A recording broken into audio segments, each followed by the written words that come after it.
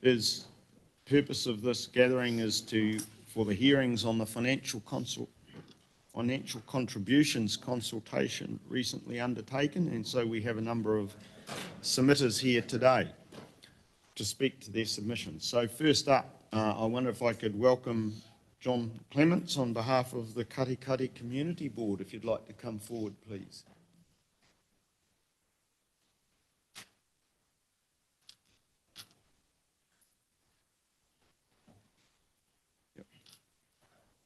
Councillors have read your written submissions and have them in front of them. So thank you for those, and welcome to what further you have to add to that now. So we're in your court now, Mr. Clements. Thank you, John. Thanks, councillors. Good morning. We're here to represent the Katikati Community Board. We have been through the financial contributions and looked at it in relation to the overall aspiration of the Katikati community to rejuvenate the town. And so it must be seen in that perspective that the increases, what impact those increases will have on potential growth of the town, and I'll come to that later. As you all know, the financial contributions and the long-term plan are interrelated. Unfortunately, not presented together. In fact, they were disconnected.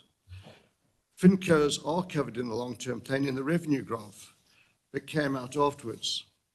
It seems, this seems anomalous, and I can't give you a reason for that, but obviously you will know. In the detailed disclosure of the draft financial contributions document for Katikati wastewater, it proposes that the growth component and what the current ratepayer will have to fund. The proposal commits to spend approximately $68 million on an upgrade to the Katikati wastewater outflow pipeline. $54,496 is for existing ratepayers and $13 million allocated for growth. Compounding this, there is a further $6.1 million on the wastewater plant upgrades. There are, to the best of our records, 300 sections in Katikati that could be developed. The 300 sections will generate new financial contributions of approximately $6.3 million, based on $21,000 per section for wastewater. This leaves a shortfall of $7 million, approximately, because that's our estimate. We don't know the detail, but so how will this shortfall be funded? There's no district plan for growth, just the 300 sections. So this becomes totally unaffordable for existing ratepayers. Have these projects been presented to council with options and benefits, especially the outflow pipeline, in terms of this thing? We don't know that, and we would like to know if that's being presented as an options and benefits. This is essentially a repair and maintenance issue because the pipeline is about 40 years old, and one would have considered this as part of the operations budget and covered under the district-wide general rates. Is this a change in policy? For the last 10 years, council has used the big bucket approach to funding of wastewater projects and applied a common general rates for all communities. These financial contributions will detrimentally affect the growth in Katikati and the industrial area, which is under consideration. It will limit job creation and renewal of the town by trying to keep working age people in the town and impact Katikati's ability to be a 15-minute town as an option within the smart growth strategy. I wish no ill on Amakoroa, but we hear that the Tauranga City Council is asking for millions and millions to upgrade the Chapel Road wastewater plant due to more inflow than it is in the contract. Has this worst case scenario been factored in to the Amakara financial contributions model? Because their increases are 17% as opposed to 56% for Katikati. We hear, and the rumour, that the Amakara pipeline is also near capacity, yet there is significant growth planned for this area. Has this been factored into the financial contributions? What about the growth into Puki? And then obviously the Eastern City and let alone Te Puna in terms of that growth and for costings. We're just asking for equitable treatment. Growth must pay for growth and not fall on existing ratepayers. When it does not cover growth costs, who pays? Especially in a cost of living crisis. We suggest existing ratepayers should have primacy in any consideration regarding rate increases. Thank you.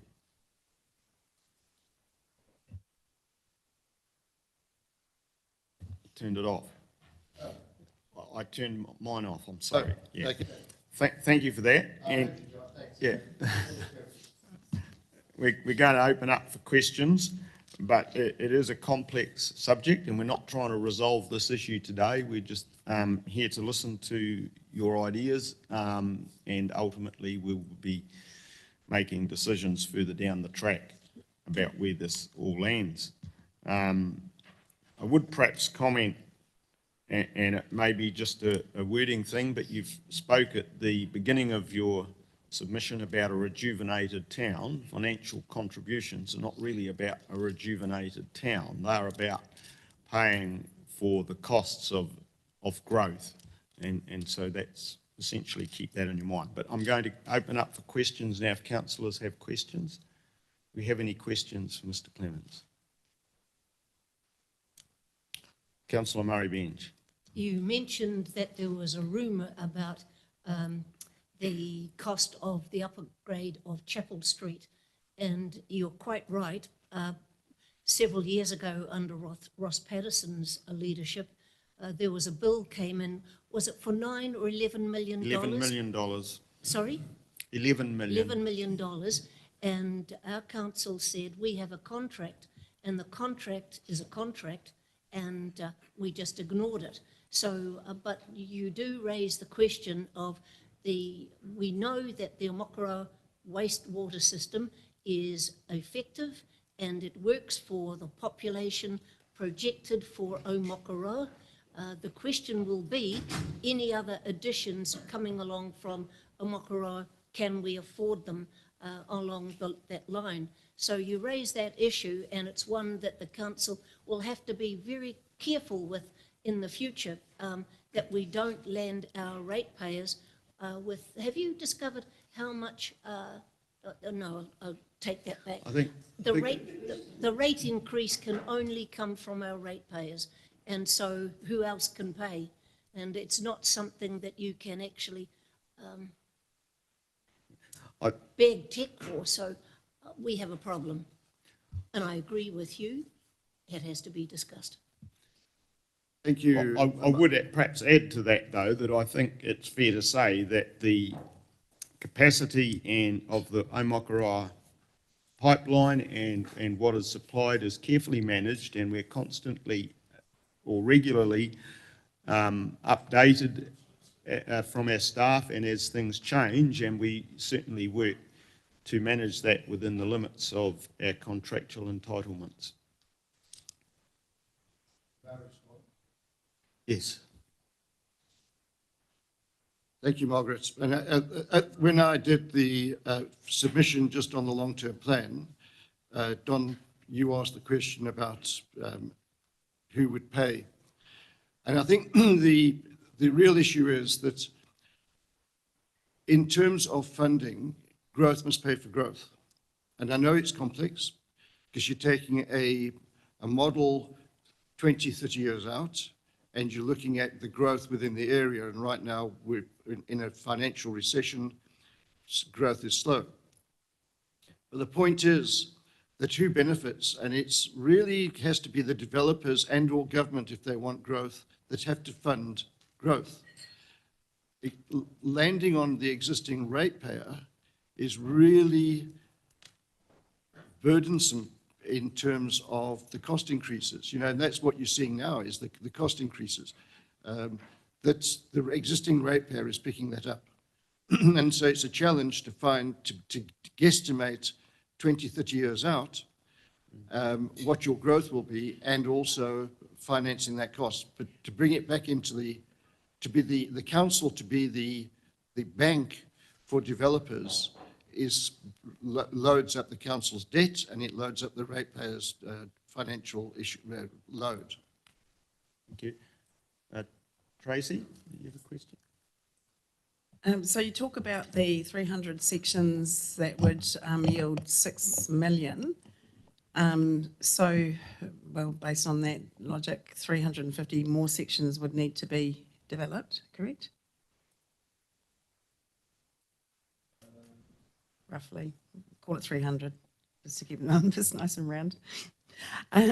But my question is, so where are those other 300 sections? Is there potential for another 300 sections in your view? The answer is, in fact, those 300 sections must be the last sections to be sold, and therefore they're marginal sections anyway, because they're the last ones standing. Okay. There is no district plan for further urban growth at this stage, and so we need to move forward and get a spatial plan and a district plan in place to allow us to cover the costs of this increase.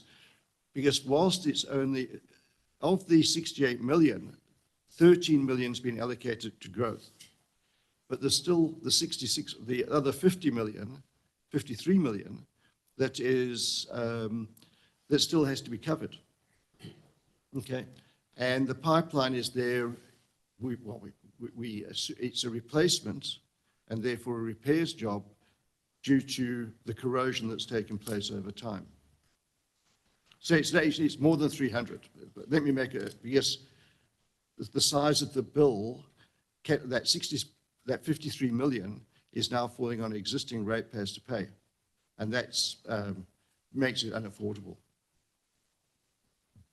Thank you. If I could go to James next, please. Thank you, Mr. Chairman. Just to respond to 350 or 300 sections, I do recall the smart growth strategy mentions probably north of 800 sections being developed in Kadikadi. So obviously there might need to be some discussion about or understanding about where those are for your benefit. But the question I wanted to ask was, I recall, and correct me if I'm wrong, but you advocated for council to act as banker for the industrial side that you've been quite supportive of. So I'm a little bit confused as to why we shouldn't be acting as banker for the same development. We want both. Look, you're in a difficult position, okay? And obviously we're trying to get growth there. And if developers, I mean, I think that the development's been in the background for 20 years, more, 25 years. And it's never flown, and because there's never been a big investor. Hopefully Quayside Holdings is now showing an interest in developing that, and therefore that becomes the banker. But then let's hope that in fact does fly, because it would be good for the area. In terms of the 300, that comes from a document published by the council on housing within that housing forum with Kadikadi, and that was where the 300 was mentioned. So I'm basing it on council research and under council document. Thank you. We'll take one more question. Don? Morning. It's largely around the capacity of the wastewater plant. How many more sections can be catered for as a separate project to the outflow pipe? So that would take a step change to increase the capacity. But as you're aware, that land referred to as the dairy farm is currently zoned residential and could be turned on tomorrow if a suitable person chose to do so. So that land is available there to do it. you talk about being a banker, that's all well and good, but there is no fairy godmother. At the end of the day, the ultimate people purchasing sections there will have to pay all the costs and the interest accrued on it. So that's the danger on, be careful what you wish for. So sorry, I didn't ask you a specific question, but, oh, I could ask you a question. Would you support we charge the Katikati industrial area 3.7 times more than the current rates they pay to match Tauranga City as a fair way of paying for this growth? Do you think we should up the rating charges on industrial land by close to 4 times what they currently pay? Don, thank you very much. The dairy farm as it stands right now is not for sale. And therefore, to actually talk about it being a residential area when it's not for sale, it takes it off the market, unless you wish to acquire it in other ways. In terms of the industrial area, the overall strategy is to try and rejuvenate the town. If you look at the age profile and all of the demographics and the income level within the town, it needs to be rejuvenated. And the history of Katikati has always had a fairly young farming community that's in it. What we need to do is, in fact, rethink how we can actually rejuvenate that and bring that in. Therefore, your question about charging the industrial area that price is not, it's counter to the smart growth strategy of a 50-minute town, which I think Katikati would be an ideal model for. It would also be detrimental to the development of that industrial area. So the answer is no.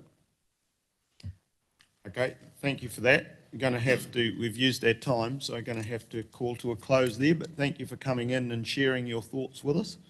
Appreciate that. Thank you, Councillors. So next up, if we could call on Keith Hay to come forward, please, Keith. Keith's representing the Waihi Beach Katikati Residents and Ratepayers Association. So same process, Keith. We welcome you to present to us, and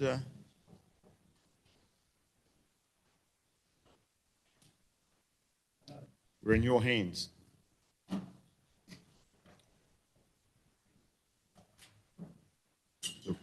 The right-hand button. Oh, okay. Thank you for the opportunity to talk to you today. Our written submission outlined how discounts on financial contributions to developers of 6 properties at Waihi Beach between 2017 and 2021 totaled 3.6 million. This means that there could have been about 9 million a year being given away to encourage developers across the whole district. We are now seeing the results of this benevolence to developers.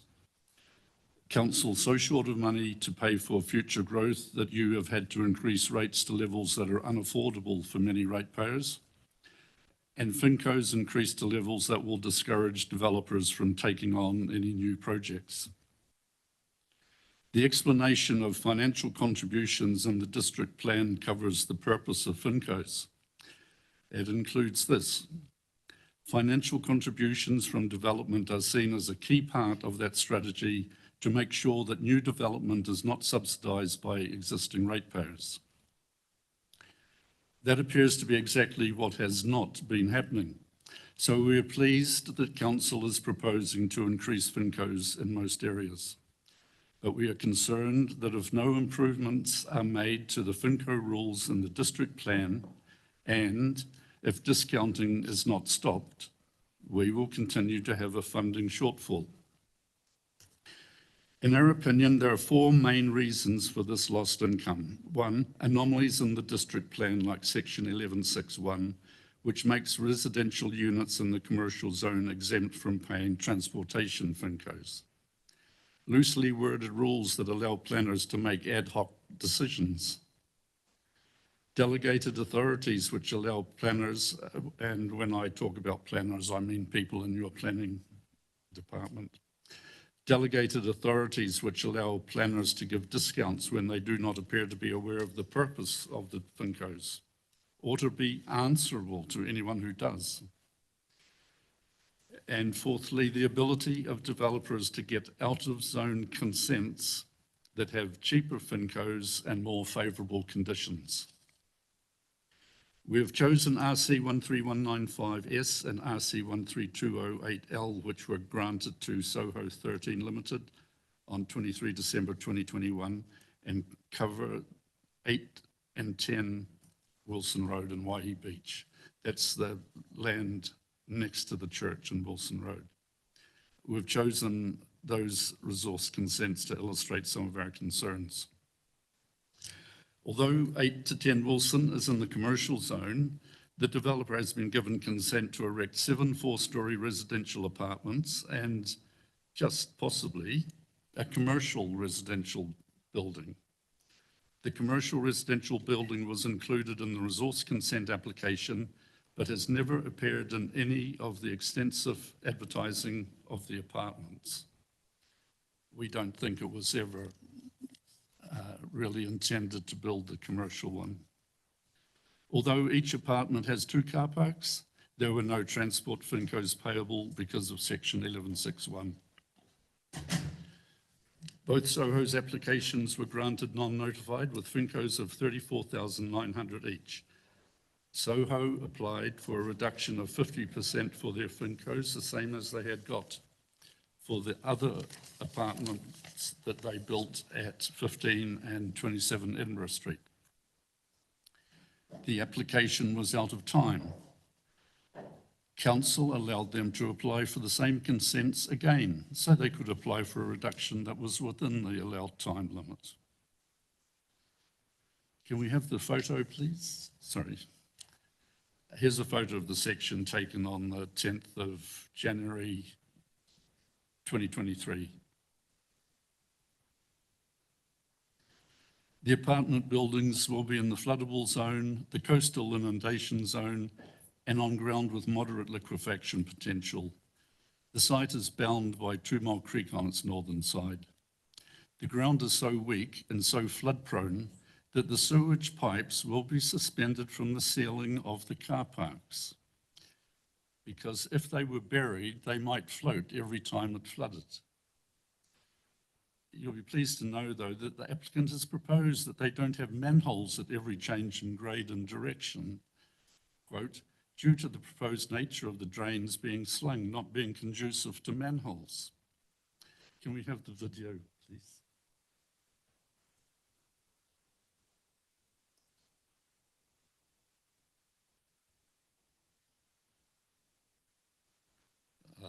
The video shows 2 Mile Creek in flood on the 14th of February 2023.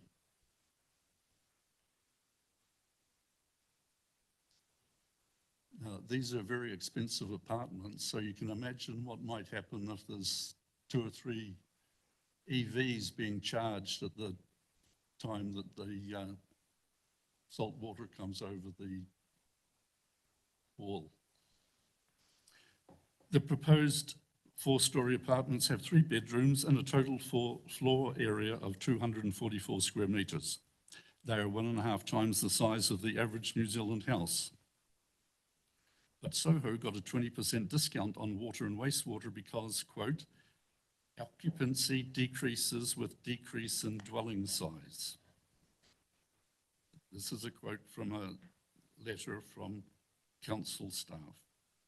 Soho's initial sales brochure consisted of 16 A4 pages with specifications for everything, right down to the type of toilet roll holders, brushed nickel, project brand. There was no mention of any offices in this brochure or in the 63-page consent application. Despite this, Soho got a 50% reduction in R&L because, quote, again from staff, most of the proposed dwellings have an office component. On another occasion, we were told by staff these discounts for water, wastewater, and R&L were given because, quote, the recommended reductions are based on the nature and likely occupancy of the dwellings to be constructed, which distinguish them and their usage from that of conventional residential developments. How could a planner at Barks Corner in 2021 know anything about the nature and likely occupancy of these apartments at Waihi Beach that have not been built yet? It is a measure of the inconsistency of staff decisions about FINCOs that Soho could not get any discount for stormwater, which they wanted to discharge straight into the creek. But the developer at 100 Main Road, Cattycat, got a $136,000 discount because he was going to discharge straight into the river. Each of the apartments at 8 to 10 Wilson got a 42% reduction in FINCOs from 42,700 to 24,900. They are being marketed for 2.4 million each. It is exactly this sort of preferential treatment of big developers that has got us in the unfortunate position we are in today. The Waihi Beach Community Board appears to have demonstrated remarkable prescience when they wrote to council in February 21, asking that if these apartments were non-compliant, a public hearing of the application should be held, quote, to ensure that council staff can be seen to be above suspicion of any inappropriate behaviour. If we are going to ensure that growth pays for growth, council needs to set up a balance sheet showing FINCOs levied versus FINCOs used for growth. The balance will show if the FINCO account is in debit or credit. Council may have that already, but it should be made available to ratepayers every year. In addition to the FINCO account, we suggest the financial contributions section of the district plan be rewritten with robust and prescriptive rules that will prevent ad hoc interpretations. That anomalies in rules such as section 11.612 be fixed, that planning staff be relieved of their delegated authorities in regard to FINCOs, that before any discount is given, a tribunal of 2 staff and at least 1 independent person review the reason for the discount, and that out-of-zone consents must be approved by the full council. Thank you. Thank you, Mr. Hay. Do we have any questions? What? Oh, Councillor Murray-Bean. This is the most important submission that I've read, and it's quite frightening. This dispensation nonsense, and clearly I agree with you, this policy needs to be investigated and changed. You mentioned, I didn't quite catch what you were saying about out-of-town consents. What were you really referring to there? Out-of-zone consents. Right. This consent that I'm talking about is for residential apartments in a commercial zone. So that means that they get, apart from the cash dispensations, they get dispensations for height, yards, front yard. They get that transportation thing. And they can jam more units onto a given area than they could if it was in a residential area. Sorry, I should add that Soho did another block of apartments across the creek, which is in the commercial transition zone, and they said that there was going to be a cafe as part of that. That was 4 years ago. There's no sign of the cafe. And in fact, the section where the cafe was meant to go that was advertised recently, and the ad said anything could be built on it. That's another example of them saying that they're going to do stuff to allow them to get the consent in that particular zone and not doing it. Hey, how much do you think that the loss of income from FINCOs impacts our ratepayers, and what impact is that going to have on this really bad financial year that we're having to cope with? I think that I've sent this table out to all the councillors, but it shows that from December 2017 to December 2021, there were reductions on FINCOs totaling 3.6 million in Waihi Beach alone. So Waihi Beach makes up about 10% of the residents in the district. So if you multiply that by 10, you get a figure of about $9 million per year that either ratepayers had to make up or future developers are going to have to make up because the FINCOs have been increased in price. Okay, Sir, we need developers and we need them to take the risk. But you're saying that the rules are too light and that we are leaving ourselves very vulnerable and likely to cost our ratepayers significantly. Yes, yeah. okay, we'll leave it there. Thank you very much. We need to move on. Time's gone, I'm sorry. So thank you for Thank coming you. in and presenting Thank you. again. Okay, all right, if we could go next then please to Ross Gowdy from the Waihi Beach Community Board. Welcome, Ross.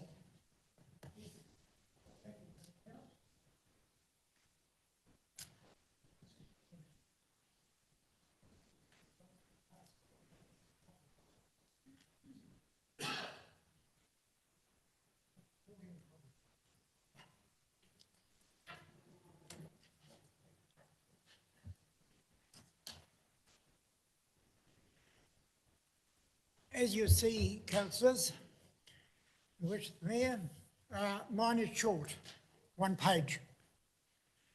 And if you are unclear about anything, please ask.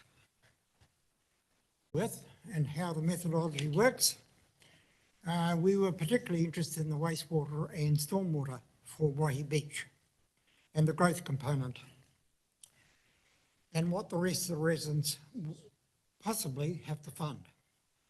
The FINCO and LTP projects are highly interrelated. Unfortunately, they were not presented together. They have always been before. Now, I don't know why the reason why is, but that's how it happened. Now, can you deal with wastewater first? There's a proposal in the long-term plan to spend approximately 14 million on an upgrade to the Waihi Beach wastewater plant. No details. Plus other related activities amounting to $23,109,222, of which 1.5 million has been allocated to growth. Now, we are told there is only 160 sections that are likely to be had in Waihi Beach. We haven't had a district plan review since 2008.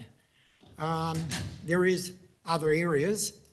But quite frankly, if we had further growth per se, we're going to have to increase the capacity of the wastewater plant. So it's a chicken and egg situation. And of course, the project for the wastewater plant has not been approved by council yet, so we don't know what that is. I was told that it's this and it's that and it's regulations and that sort of thing, but we haven't had any detail. From 2016-17, the council has used the big bucket approach to funding wastewater and applied a common UAC for all communities. This will be 1,184 this year, which amounts to 3.99 million for Waihi Beach. Over the last 11 years, that includes this year coming up, Waihi Beach has paid 32,747,602 million. That's for 11 years of sewage payments. There could be 160 sections at Waihi Beach in the next 10 years. The future 160 sections would generate approximately 3.36 million at 21,000 per lot, new financial contributions. Perhaps I need to, perhaps I should have done ages ago. But reality is we're asking for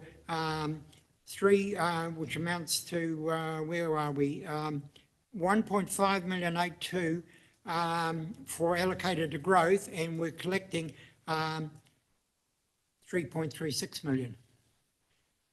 There may be other things, I am told, attached to that. That leaves 23 million and 8 million of existing debt to be funded by whom? I would like to know. How are we going to manage it and how is it actually being funded? The 8 million is what is on the existing debt. Strangely enough, the sewage system at Waihee Beach cost 17 million originally. Now, just to do an upgrade, it's 14 million. We're asking for clarity from the council on what policy going forward and who and how this is to be paid off. Next, stormwater. Community has very good understanding of the projects. We're working with the staff and liaison meeting. We've got all the projects on a long list and we know what the difficulties and otherwise are to be. I thank you very much for that. However, looking at the FINCO sheets, 32 million has been projected for stormwater projects. It was half that 10 years ago. Only 454,000 been allocated growth, 160 possible sections at 20,000 per lot, that's 3.2 million. So we're over collecting there somewhere. That's a big advantage, but I don't think it's actually what it's supposed to be. Again, this was a big bucket policy. The 13.2 million, the 13.2 million Waihee Beach has contributed over the last 11 years. That's every year that we've collected the UAC, has helped to pay for stormwater projects in the wider district and a few in Waihee Beach. That leaves 31 million to be paid off and funded by whom? We're asking again for clarity of where we're going and who's going to pay it off. Aligned with the FINCOs and the long-term plan is the structure plan in each area. These projects are partly or fully funded by FINCOs. In Waihee Beach's case, a couple of walkways are included, from Citrus Avenue to Glen Isle Place alongside 3 Mile Creek, and a possible bridge over 2 Mile Creek in Wilson Road. This is the time that we ask possibly that they actually be shifted off that and go to the walkway cycleway at Athenry Crossing. Because at the moment, because of the reduction in cycleway contributions, we need to find money from somewhere. Now, I'm offering to some comments about, again, like the other two submitters, growth should pay for growth, and there should be, and when it doesn't, who pays? And it should be clearly stated. I'm not saying whether it's right or wrong, but if something doesn't pay for itself and there is money transferred to get it paid for whatever reason, it should be clearly reported as. FINCOs and long-term plan presented, and only fully costed projects get into the FINCOs. Transparency of variations, you've heard Adam Friedman about that. They should be reported every year. If there is a variation from the standard, it should be reported. I'm not saying it should be judged about yes, it will or it won't, but at least everyone will be transparent about it. Extension of the stormwater areas, spreading stormwater charging over the whole district. Stormwater happens all over the district. It doesn't only rain in the urban areas. It rains all over the place. And I just wonder, when it happens, and I don't even know whether number 4 road is in a stormwater area or not, but if something happens in the further reaches of our district, who pays? Does our stormwater rate pay for it, or does something else pay for it? There are 11,066 paying the growth rate, 1,844 paying the small community rate, and 10,461 are not paying anything for stormwater.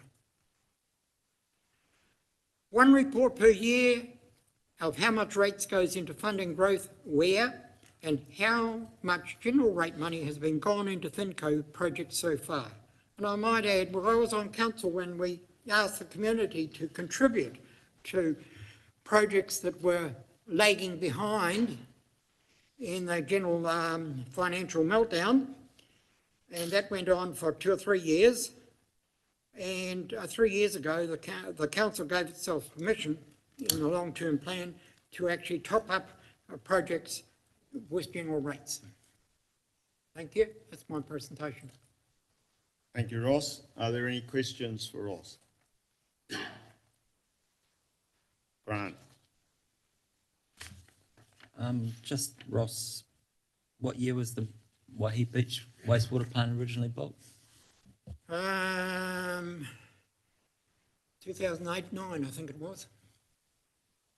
I didn't go quite back that far. So the 32 million is, in 2014-15, we were paying 3.2 million. And then they equalised the rates and we came down to 2 point something, 2.7 or something like that. We were heading for a huge UAC at Waihi Beach till they equalised the rates. I mean, just quick comment. Mike Lally, as you know, he was always a bit disgruntled about the equalisation process, feeling that Te Puke was in credit at that time and our credit was being used to subsidise other parts of the district. So I guess there's two sides to every story. Yeah, I think that's a bit I don't unfair, think the credit Grant, in the was used sense. to subsidise. As you well know, Te Puke has got about 12 or 15 million in the reserve account, which will go towards their upgrade. There's winners and losers over time. Yeah, It over needs to- time, we're all in the bucket. When there's a demand here, we all help. When there's a demand somewhere else, we all help. Yeah, okay. Thank you for that. Councillor Murray-Bench.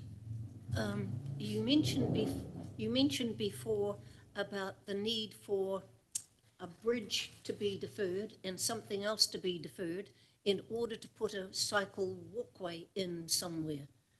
Why would a basic infrastructure like bridge, etc., be put on hold in order to put a walkway, cycleway in, Mr. Gowdy? Well, that's how the UACs have been developed. The one in 3 Mile Creek was never requested by the community, but it seemed to have ended up in the financial contributions, and it comes down the 3 Mile drain, and whenever it floods, it'll go into water.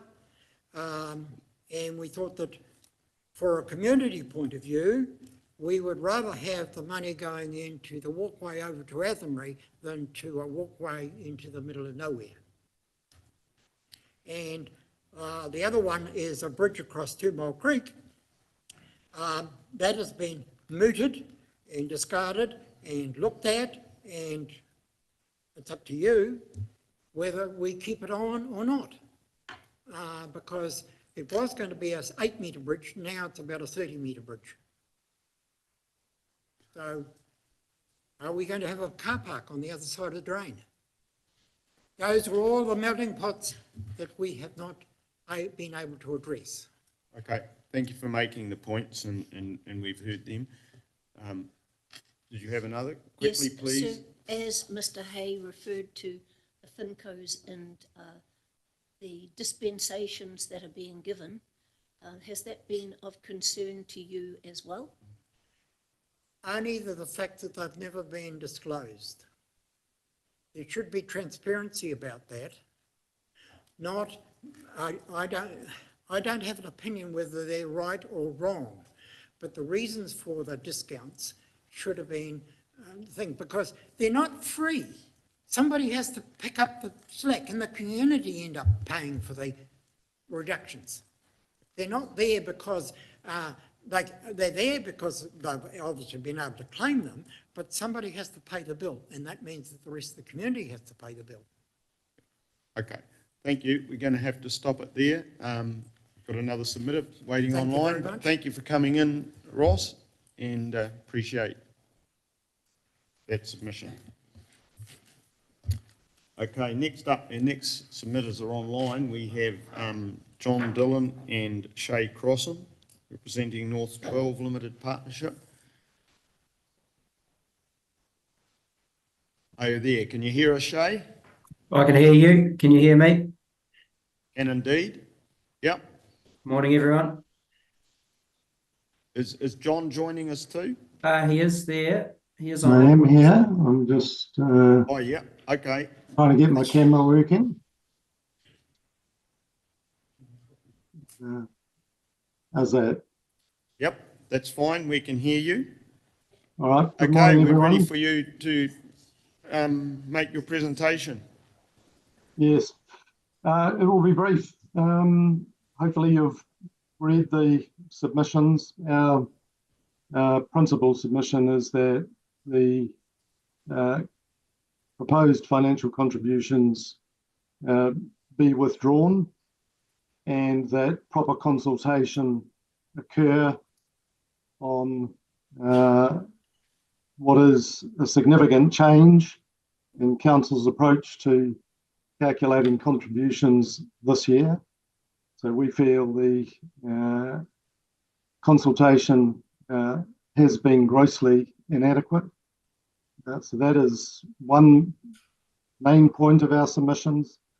The other primary point is that the proposals as presented do not apply the rules in the district plan to calculating financial contributions, which are quite prescriptive.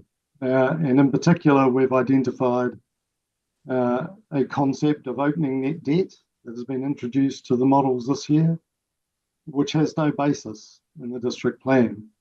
So in our view, the models as produced are not an application of the rules. That's the first point. The second point is consultation has been entirely inadequate. And so in our submission, all proposed financial contributions should be withdrawn and proper consultation undertaken, in particular with those who have a particular interest in financial contributions, i.e. those who have to pay them directly, which is developers. Obviously indirectly, it's everyone who's looking to buy a home or section in the district. So that is our submission. Happy to take questions. We've done a lot of work, so we have pretty good information on the deficiencies within the existing models and the existing process to calculation of financial contributions. Okay, thank you then. So councillors, questions please. First, Margaret. Thanks, John. You said, Mr. Dillon, that the consultation was totally inadequate. Could you define for us how you would see that consultation taking place so that we get an open and honest decision out of this policy? Yes, well, I've outlined that in my submission, what needs to happen, but essentially it's, if we look at what happened this year, initially only disclosure tables were produced with no ability to assess how amounts were calculated. Subsequently, but with some reluctance from council officers, we were able to obtain the models. So we have had since the opportunity to review those models, but in obtaining those models, we identified that an entirely new approach was being taken this year to that which applied last year. And as you will recall, last year involved reconsultation on financial contributions over an extended period because council recognised that the models prior to last year's models were deficient. Yet again, here we are again with an entirely new approach, despite last year's efforts to improve financial contributions and repeated assurances from council that the work done last year had addressed the issues that existed previously. Well, if that's the case, why have we got an entirely new approach this year? Fact is, there is a new approach. It has a new concept, opening net debt. It seems, well, the mere calculation of that is bizarre in my view, but in any event, it is not a concept that exists under the district plan. So it cannot be included. So could I also ask a question of Mr. Crossman? Is he there? Yeah, I'm here, Councillor Murray Bench. Right. There's clearly a need for a policy change, sir, and is the development community capable of actually getting into this dispensation allowance that's costing the community an awful lot of money, and there needs to be change?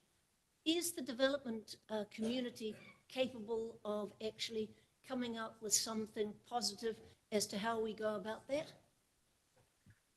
I think there's probably a slightly different issue outside this LTP process, Councillor Murray Benj. It's a district plan issue. But at a high level, yes, and look, North 12 submitted on the plan change 92, which had some proposed changes to the financial contributions section. But yes, at a high level, it needs a serious rethink, in my view. Could I suggest, Sue, that our developers really, on the whole, are pretty honest brokers, but we have the odd cowboy that comes in, and that's where we definitely need some serious guidance. Yes, and look, if I'm speaking out of turn on behalf of North 12, they would be welcome involvement in any further consultation or collaboration around financial contribution changes to the district plan. I think we need to be very cautious on our limited knowledge and passing judgment on the on developers in our district. Anyway, Sue, we had enough evidence to suggest that some inquiries need to be made, and we had that from Mr. Hay quite clearly. Decisions have been made that have cost the ratepayers an awful lot of money, and it's holding us back. Sorry, can I just make a comment on that? A lot of those dispensations are structured into the district plan. Mainly they relate to density. So high density development under the district plan attracts lower financial contributions than standard density. So there's a standard section size, and if your section sizes are smaller, then you get reduced financial contributions. That's a policy decision and a rule in the district plan. So most of those discounts are a result of an application of that rule. Yeah. So you need to change the district plan, and you just have been through that process, the plan change 92, which did involve changing the discount levels, but they're still a policy within the financial contributions rules. So I listened to all the submissions on discounts and dispensations, but that is the reason that most of them exist. Thank you. Anne? I hear your frustration, and I am disappointed that people who are providing homes like you are finding the frustrations level that you've expressed today. We too, as councillors, are frustrated because we have, for people who have been around longer than me, been concerned about the inconsistency with what is collected for financial growth and what is supported by the community at large.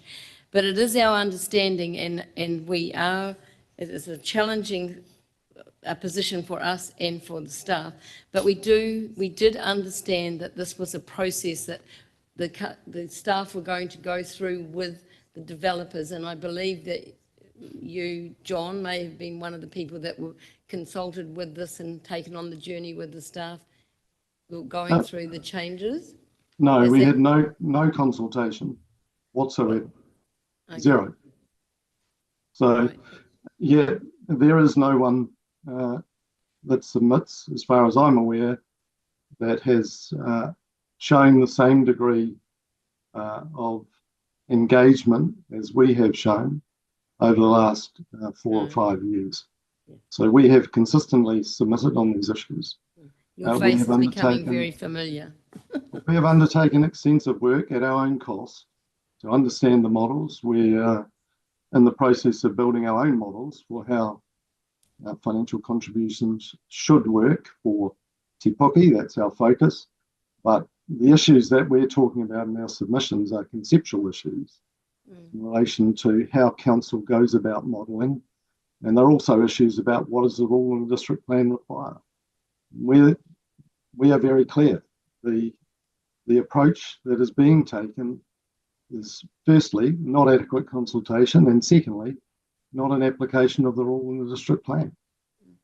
Can I just ask Shay a question of you in terms of the changes that John's telling us about, have you seen them to be a smoother transition, a bit that's changing for you to manage through?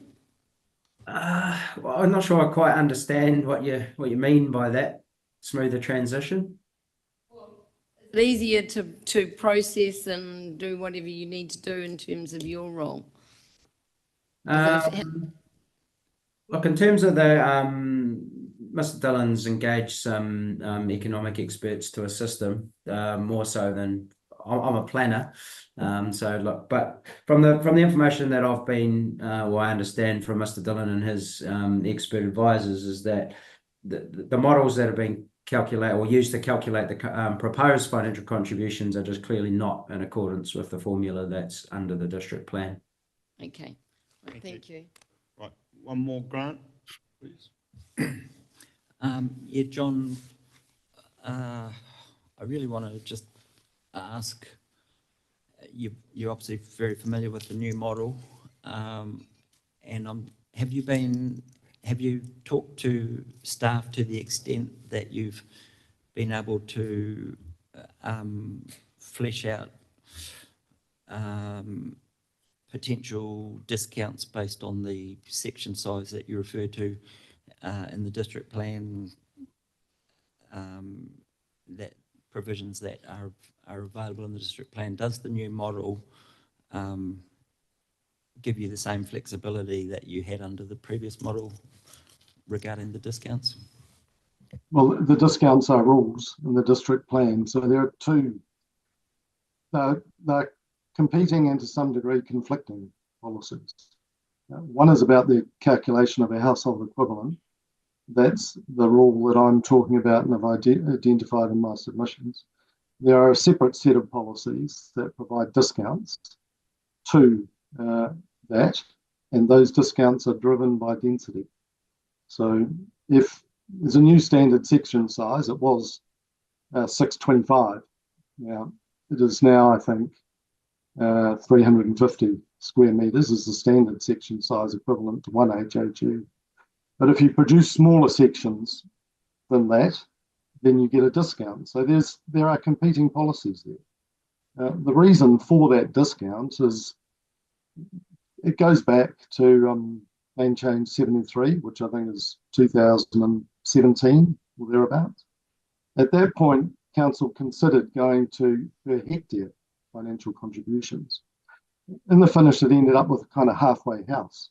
So it specified a section size, and it had a kind of stopgap provision, if you like, or a backstop provision that said that if a particular development had so much density that it was going to stress council's infrastructure, then the developer had to pay for that, if you like, stress or additional capacity in a pipe or whatever. So that's how it's come about. I mean, look, the reality is the entire section in the district plan needs to be redone. And Plan Change 92 has not fixed it because Plan Change 92 didn't look at HHE calculations. They said that was out of scope. So all they did was change the density discounts. Okay. Just to follow up, if I could. Very quickly, please. Obviously, you're in you're in the middle of a development in Te Puke with stage 1, and I'm not sure where you're up to with stage 2 and 3. But have you been proposing or working through potential discounts with staff based on the stage 2 and 3 development and section sizes and so forth, density for that subdivision? Have you been able to get a proposed approach from staff based on the new FINCOs? We have, and those are identified in our consents. The resource consents for stages 2 and 3 that you're talking about. So that was based on the old system? Correct. Well, the old system, pre-plan change 92, yes. Yep, thank you. All right, we're going to have to call it quits there. Thank you very much for taking the time and coming and sharing with us. And that goes for those presenters who came in person too.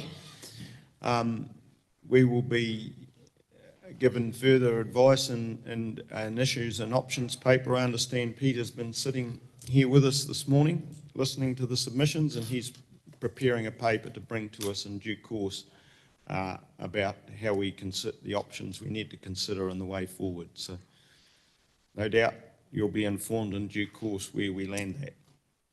Okay, so thank you all very much. Thank you. Thank you.